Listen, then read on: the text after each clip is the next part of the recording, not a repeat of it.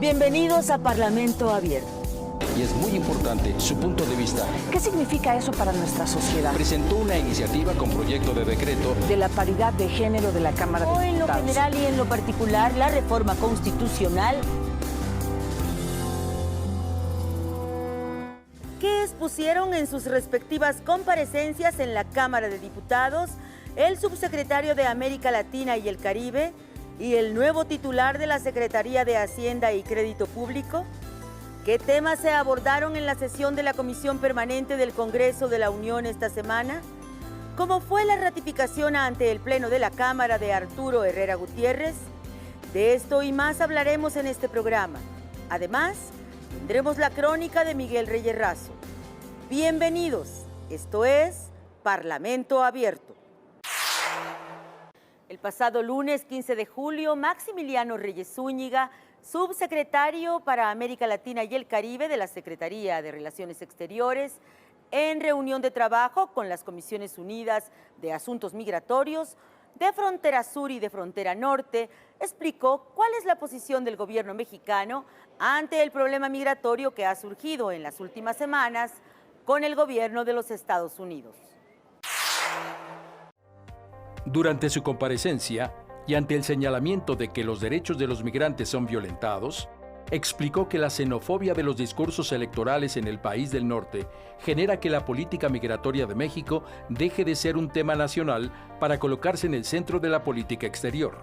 Al respecto, el presidente de la mesa directiva, Porfirio Muñoz Ledo, señaló que los migrantes que llegan del sur tienen la condición de refugiados.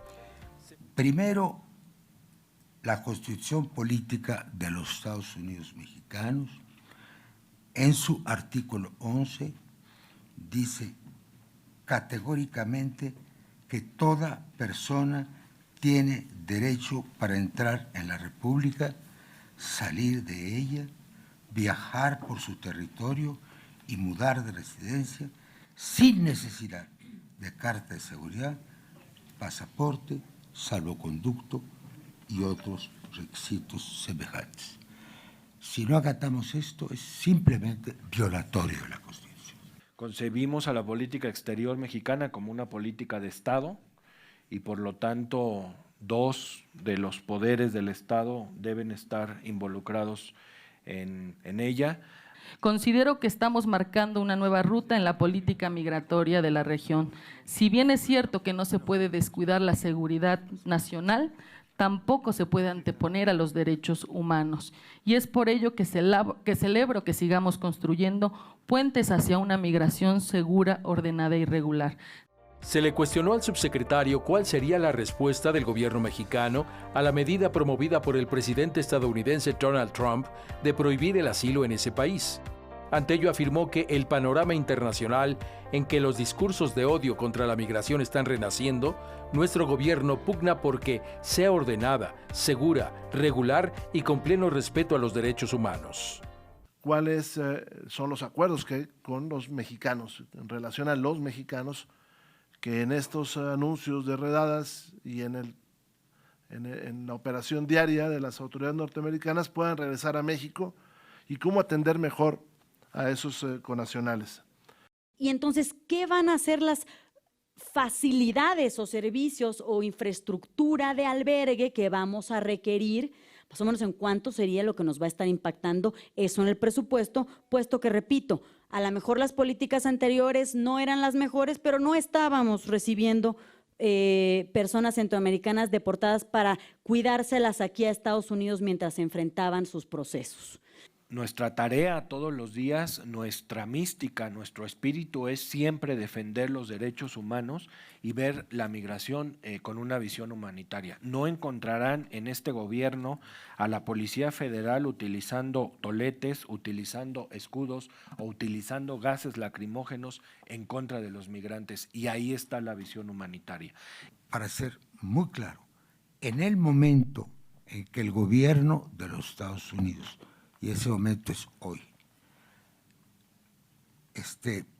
declara, es decir, promulga una ley según la cual los que pasan por México no pueden entrar a los Estados Unidos y que nosotros no los podemos sacar por el otro lado, se configura la tercer país seguro, que consiste en eso, y que para un lado para otro y que se queda donde entraron. Así es, de facto. Finalmente, el subsecretario indicó que sería de mucha ayuda que los diputados pudieran establecer contacto con sus contrapartes legislativas, tanto de El Salvador, Guatemala y Honduras, como la de Estados Unidos, para atender el problema de la llegada y deportación de migrantes centroamericanos al país. En este tipo de reflexiones y de estudios se toma en cuenta a los diputados y a las diputadas de cada uno de los que están representando a ese grupo de gente que se encuentra en los distritos que están al lado, tanto de la frontera norte como de la frontera sur. No hemos sido convocados, señor subsecretario. Y les reiteramos nuestro genuino interés para que así sea y nuestra absoluta disposición para atender sus convocatorias, para atender sus solicitudes de información y para atender cualquier situación que amerite que nosotros estemos acá e igualmente que ustedes puedan acompañarnos. En la sesión de la Comisión Permanente del Congreso de la Unión, se aprobó investigar el derrame de ácido sulfúrico que Grupo México vertió sobre las aguas del Golfo de California, ocasionando severos daños al medio ambiente.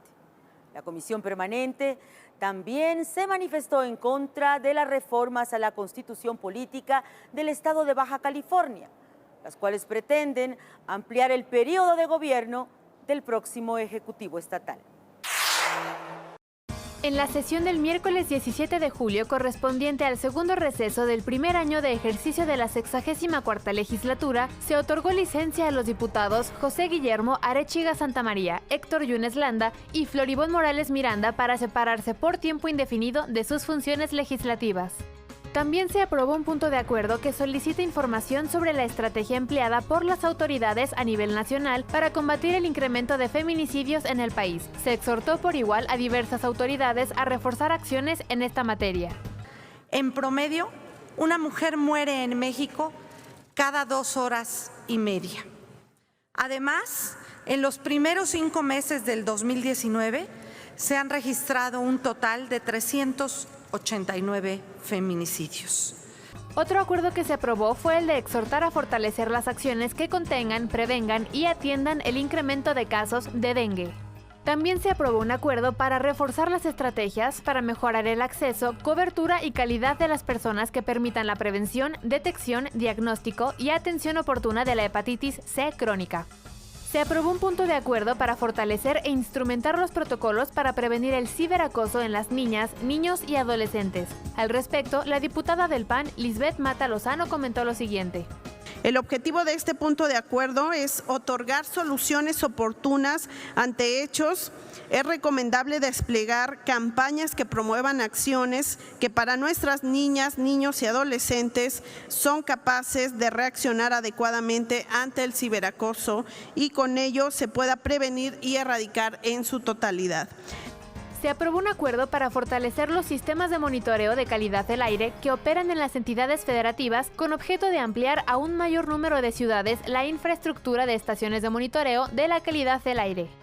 Con el fin de evitar afectaciones a los ecosistemas de la zona, entre ellas el cambio de uso de suelo que permita la deforestación, se aprobó el acuerdo para la protección del área natural protegida Reserva Estatal de Xilam en Yucatán.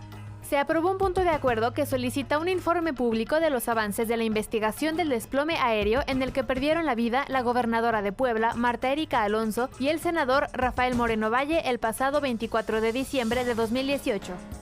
Sobre lo sucedido en el Mar de Cortés, se aprobó un acuerdo sobre los daños ambientales ocasionados por el derrame de ácido sulfúrico en Guaymas, Sonora, el 9 de julio de 2019. Es importante mencionar que según testigos que presenciaron este percance, se derramaron más litros de los mencionados y no se hizo nada para tratar de resolverlo. Al contrario, se buscó minimizar el problema. El coordinador del grupo parlamentario de Movimiento Ciudadano, Tonatiu Bravo Padilla, también se pronunció en contra de lo sucedido. Es un hecho lamentable que no puede quedar impune no obstante se manifieste es un accidente. Habría que investigar un caso de negligencia o bien de falta de cumplimiento de normas o bien de falta de cumplimiento de mínimos protocolos de seguridad. Para finalizar, la Comisión Permanente se pronunció en relación con el decreto que reforma el artículo 8º transitorio del decreto número 112 de reformas a la Constitución Política del Estado Libre y Soberano de Baja California, aprobado el pasado 8 de julio para prolongar de 2 a 5 años la gestión del próximo gobernador electo en julio pasado.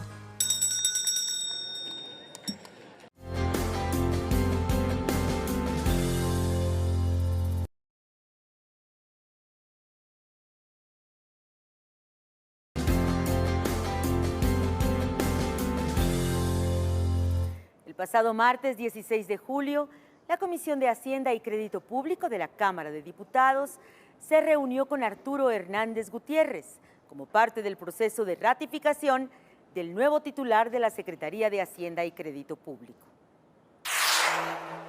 Al respecto, los diputados de todos los grupos parlamentarios expresaron sus inquietudes sobre la situación económica del país. También se refirieron a los temas de conflictos de interés y qué medidas emprenderán para acelerar el crecimiento económico. El gobierno federal ha negado los diagnósticos que determinan que México se encuentra en una recesión técnica. Sin embargo, no podemos omitir que el empleo está cayendo, igual que la producción industrial y la inversión, ello de acuerdo con cifras del IMSS y el INEGI. Parte de su trabajo al frente de la Secretaría de Hacienda debe consistir en hacer de estas alternativas, de desarrollarlas y de revisar su viabilidad y mejor instrumentación, siempre con una actitud crítica y propositiva que contribuya al proyecto de nación desarrollado por el presidente de la República. Sin lugar a dudas, el maestro Herrera, como secretario de Hacienda y Crédito Público, contribuirá decididamente a superar el atraso y la desigualdad que en materia socioeconómica inundan a nuestro país. Porque creemos que el presidente de la República tiene todo el derecho de integrar a su equipo de trabajo con libertad y conforme al Plan Nacional de Desarrollo que ha propuesto la Nación. Sin embargo, no dejaremos de señalar los errores que vemos en el diseño de implementación de políticas públicas y sobre todo de políticas que ponen en riesgo la estabilidad económica, financiera y hacendaria. Durante su intervención, el titular de la Secretaría de Hacienda precisó que la desigualdad de México no solo es entre grupos sociales, sino también entre regiones. Aclaró que su convicción es mantener cuadros sólidos en la Secretaría a su cargo, además de precisar que se requiere de políticas que sean técnicamente sólidas. Por eso es que tenemos que tener un manejo responsable de las finanzas públicas, porque periodos de auge y de recesión son parte de la naturaleza de la economía, vamos a tener. Lo que no nos podemos permitir es que en los periodos de recesión permitamos que tenga un impacto permanente en las finanzas públicas y en el bienestar de los mexicanos. Finalmente, la comisión aprobó con 22 votos en favor y 6 en contra el proceso de ratificación del nombramiento de Arturo Herrera Gutiérrez como titular de la Secretaría de Hacienda y Crédito Público. Posteriormente, esta ratificación fue puesta a consideración del Pleno Cameral, durante el tercer periodo extraordinario de sesiones del segundo receso del primer año de ejercicio de la 64ª legislatura. Ya ante el Pleno de la Cámara de Diputados, se llevó a cabo la sesión extraordinaria para discutir el dictamen relativo al nombramiento de ratificación de Arturo Herrera Gutiérrez como secretario de Hacienda y Crédito Público. Los temas son el proceso de ratificación del secretario de Hacienda y Crédito Público, la expedición tanto de leyes secundarias en materia educativa como la Ley Nacional de Extensión de Dominio. Estos asuntos se desahogarán en este periodo extraordinario de sesiones. Desearíamos todos que en el ejercicio constitucional de sus funciones para desahogar esta agenda, la Cámara de Diputados desarrolle entre sus miembros un debate plural y respetuoso como corresponde a esta democracia parlamentaria. El presente dictamen da cuenta que el ciudadano Arturo Herrera Gutiérrez posee la experiencia y perfil requeridos para desempeñar el cargo de secretario de Hacienda y Crédito Público. Una vez que la diputada del PAN y presidenta de la Comisión de Hacienda y Crédito Público de la Cámara de Diputados, Patricia Terrazas Vaca, fundamentó el dictamen, comenzaron los posicionamientos en favor y en contra de los distintos grupos parlamentarios.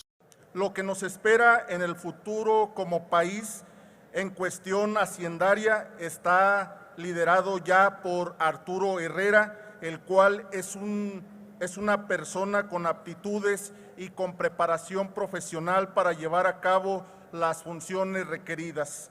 Como diputados federales sin partido, habremos de emitir nuestro voto a favor de Arturo Herrera, pues en él depositaremos nuestra confianza. No se genera crecimiento deseándolo, ni con la fórmula mágica de la nula corrupción y más austeridad, ni mucho menos del dogma de pretender recrear modelos del pasado, idealizando sus logros y fantaseando en algo que nunca sucedió.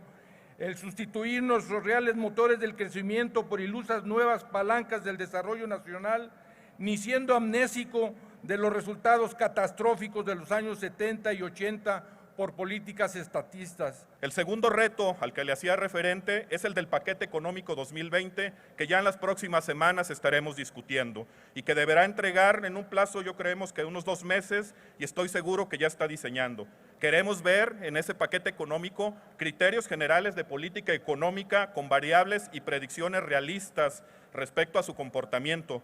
Hay quien piensa que el compañero presidente Andrés Manuel López Obrador se equivocó al nombrar al exsecretario Ursúa. Quien se equivocó fue Ursúa en pensar que podía llevar al compañero presidente a políticas neoliberales.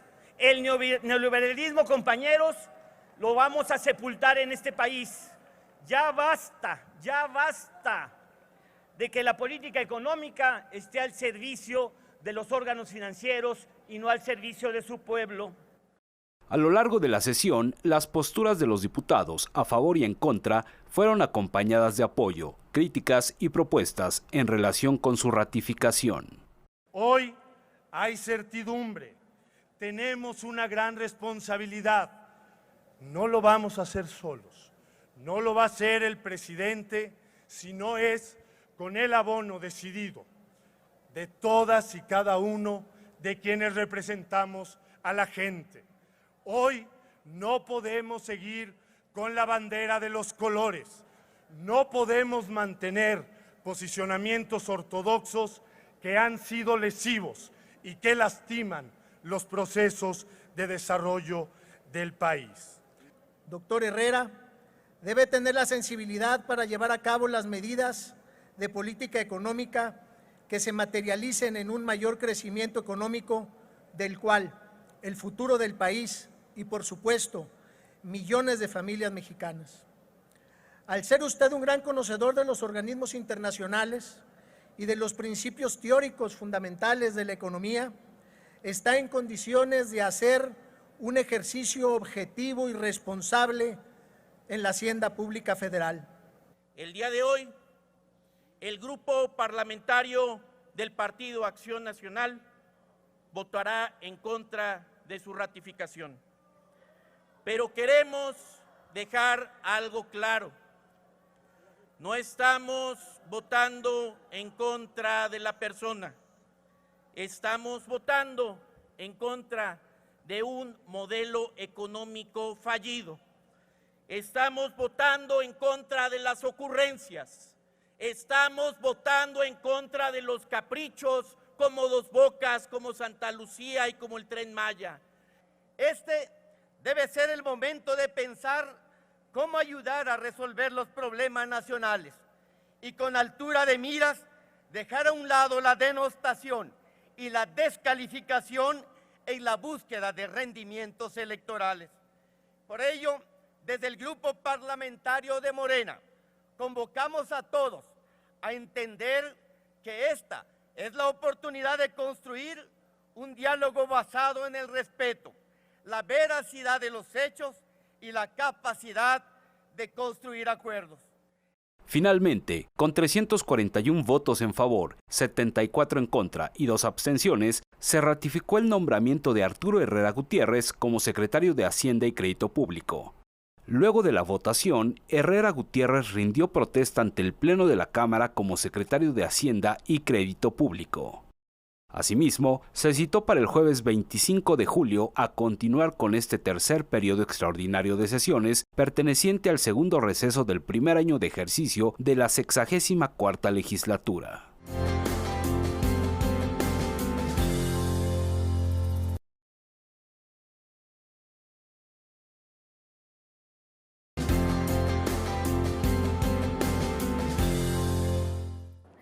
El 17 de julio se realizó la transmisión del programa Parlamento en Vivo, que se emitió por las redes sociales de la Cámara de Diputados, con el tema la reforma electoral que se ha venido discutiendo aquí.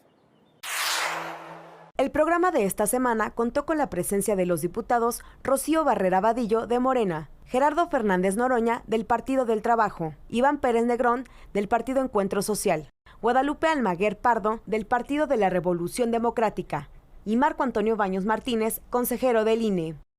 Al respecto, la diputada de Morena, Rocío Barrera Vadillo, manifestó que con la reforma electoral se busca tener un avance en la democracia electoral y afirmó que no debe haber un retroceso en la materia.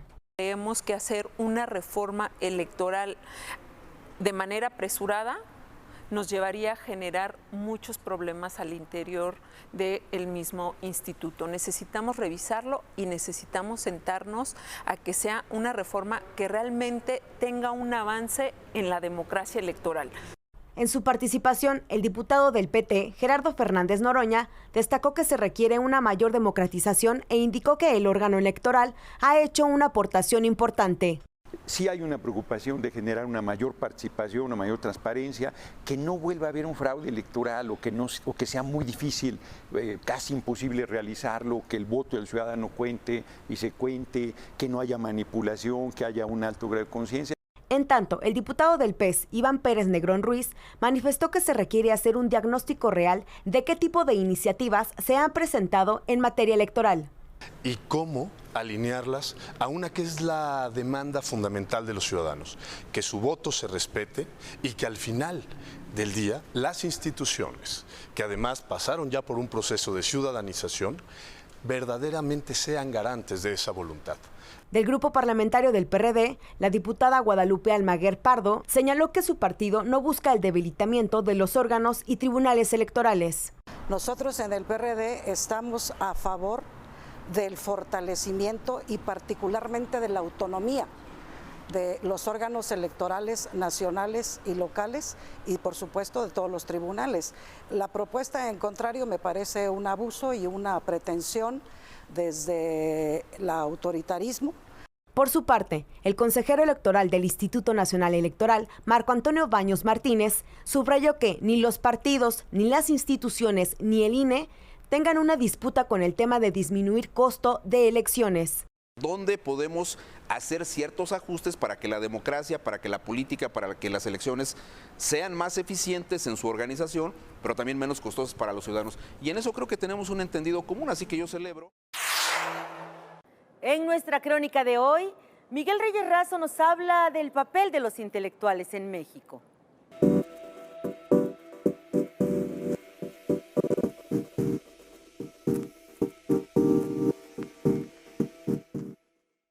Inexplicable, pero recurrentemente, periódicamente se discute en el seno de la sociedad el papel de los intelectuales. Y se dedican largas planas y largos editoriales y artículos sesudos de opinión que buscan desentrañar qué papel representan, cuánto valen los intelectuales de un país y cuánto contribuyen y a qué a la mejoría de la vida de esa nación. Ocurre en México. ¿Para qué nos sirven los intelectuales? ¿Qué ayudan? ¿En qué mejoran? ¿En qué elevan la calidad de la vida de tantos millones de mexicanos? Algunos son criticados con gran saña, son a veces hasta mal vistos, quizás hasta acosados y en alguna época hasta perseguidos.